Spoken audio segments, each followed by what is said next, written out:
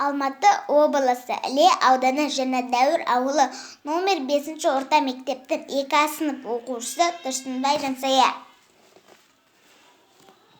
Фариза Оңғашынова сүйген сұлу.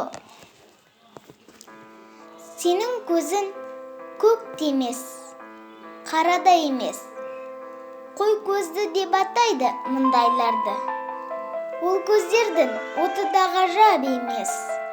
Бірақ маған сол жанар нұрдай мәңгі.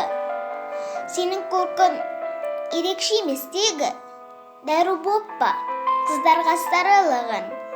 Бірақ маған керім боп елестедің, саған ғана табынды бар ұғымым.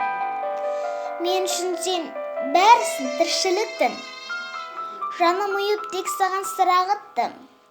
Осы екен ғой мен жана бір сырықтым. Сүйген сұлу дейтіні бұл халықтың